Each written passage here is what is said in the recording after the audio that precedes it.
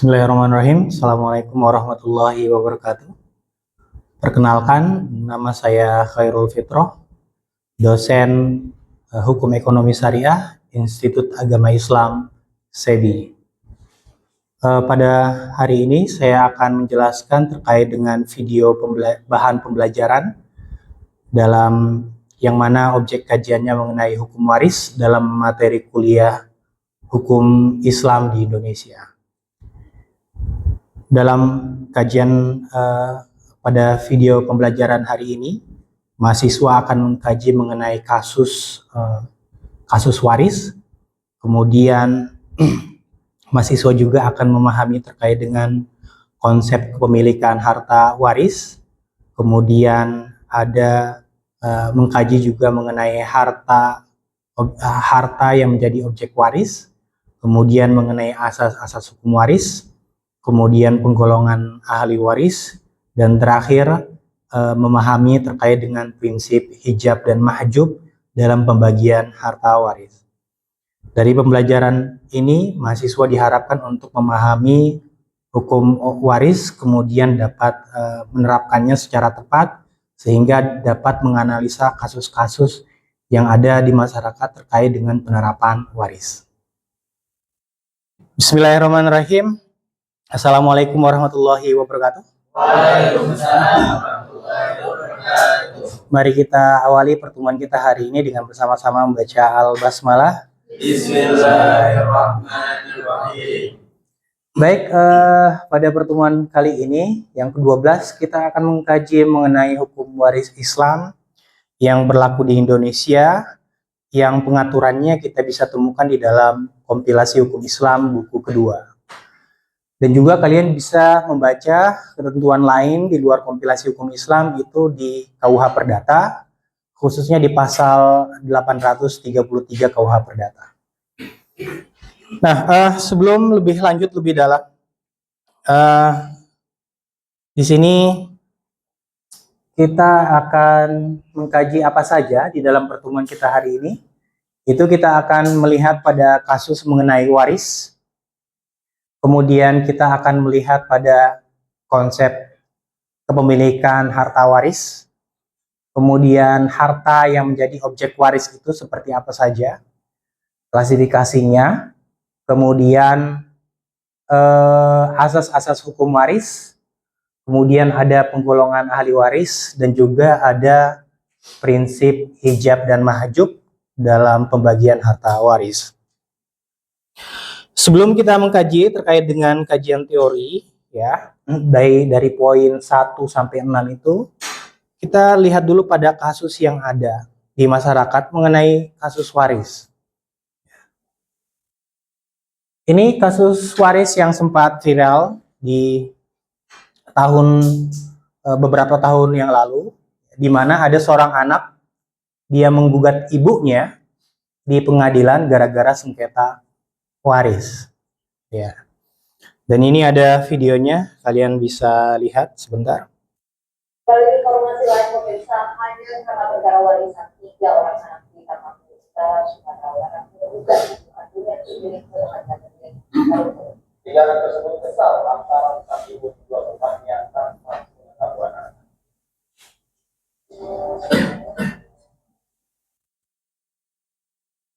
Seorang anak di Kampung Utara Sumatera Utara bukan ibu kandungnya sendiri Mariam Syah berusia ke pengadilan negeri Kabupaten.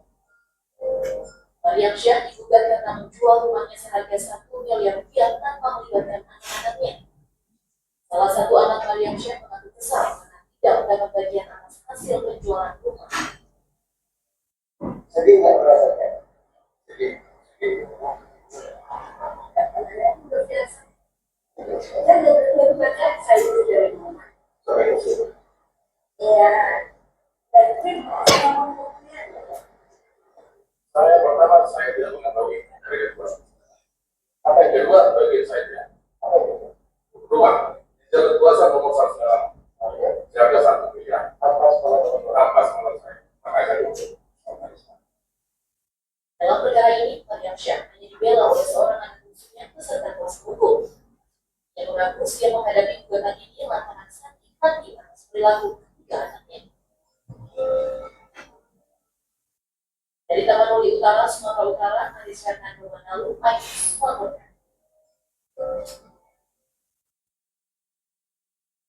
Ada hal ini itu, kasus waris itu dia bisa mengakibatkan hubungan saudara itu bisa renggang, retak. Bahkan lebih jauh lagi hubungan anak kepada orang tuanya.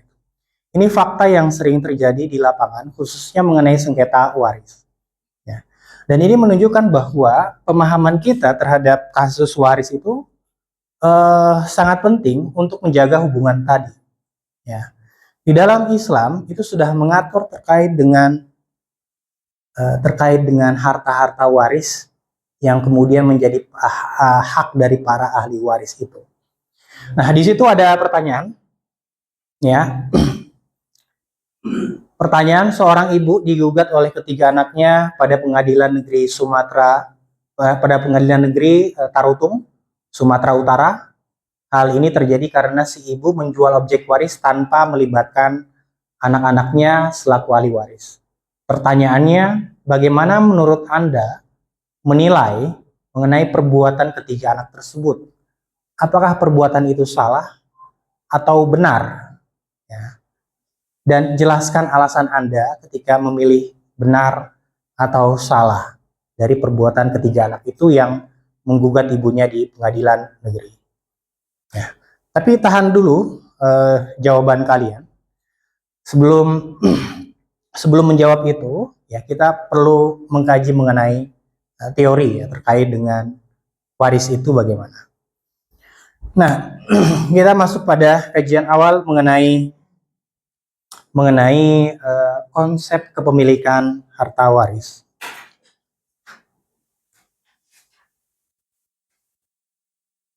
Ya. Di dalam KUH Perdata, ya, itu mengatur terkait dengan konsep kepemilikan harta waris. Ya.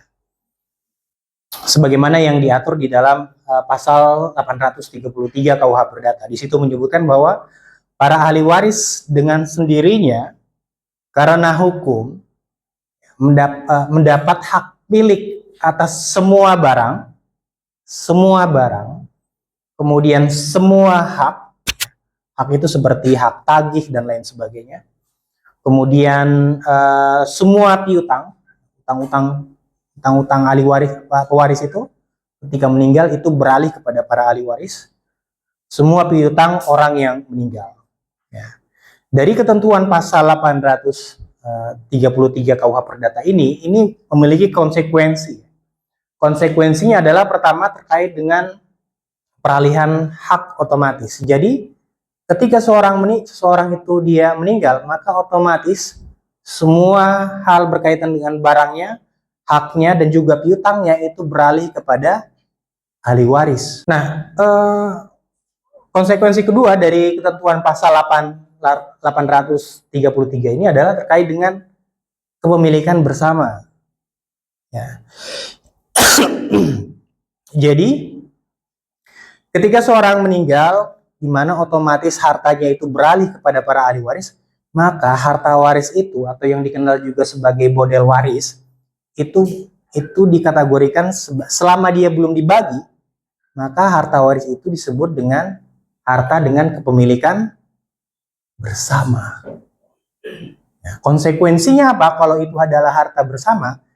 Maka kalau ada seseorang, meskipun si ibu atau si bapak, dia menjual harta waris atau mengalihkan harta waris atau menjaminkan harta waris itu harus atas seizin sepengetahuan para ahli waris lainnya.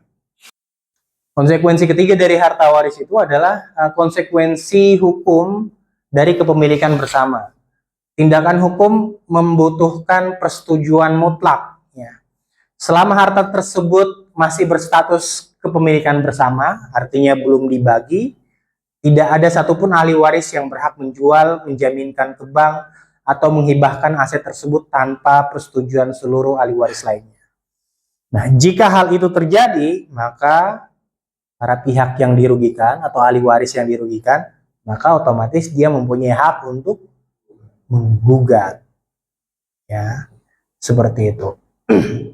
Nah, ini konsep yang diatur di dalam pasal 833 KUH. Nah, yang kalian juga harus pahami ya di sini itu berkaitan dengan apa sih yang dimaksud dengan harta waris itu? Klasifikasinya harta waris itu apa saja? Ya. Ini penting juga untuk memahami untuk juga bisa kalian menjawab kasus di awal tadi. Ya. Jadi harta itu dalam konteks waris itu terbagi dua. Ada namanya harta bawaan dan juga ada namanya harta bersama. Dua hal ini yang kemudian menjadi objek dari yang kemudian menjadi harta waris itu.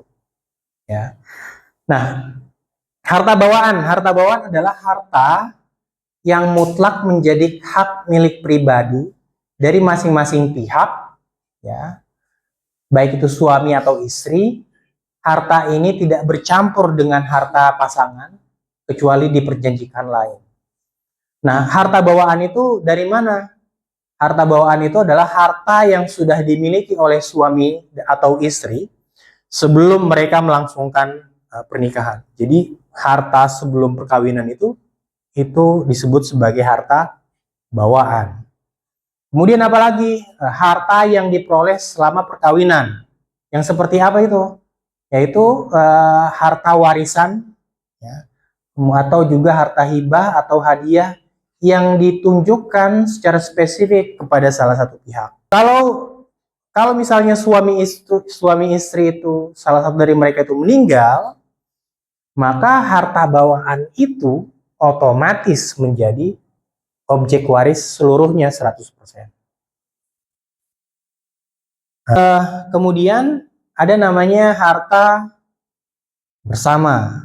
Ya, ada harta bersama ini adalah harta yang diperoleh suami dan istri selama perkawinan berlangsung tanpa memandang siapa yang bekerja menghasilkan uang, atas nama siapa aset tersebut didaftarkan, kemudian sumber-sumbernya itu bisa dari gaji, ya, pendapatan usaha, ataupun juga bisa aset berupa rumah, mobil, tabungan yang dibeli atau dikumpulkan sejak tanggal pernikahan hingga pernikahan tersebut putus, baik itu karena perceraian ataupun karena kematian. Kemudian di pasal 171 huruf C, di situ ada harta waris adalah harta bawaan ditambah bagian. Nah, jadi harta waris itu adalah harta bawaan, ya, ditambah ditambah bagian dari harta bersama. Nah, ini yang dimaksud dengan harta yang kemudian dibagikan kepada para ahli waris itu. Ya, harta bawaan tadi 100% seluruhnya.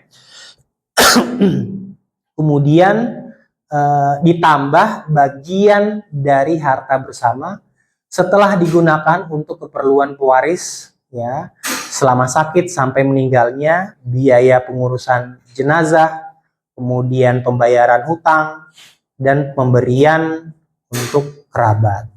Ya. Jadi setelah dikurang-kurang baru kemudian menjadi objek waris. Kemudian, kemudian kita sampai pada akhir di bagian kasus, gitu ya.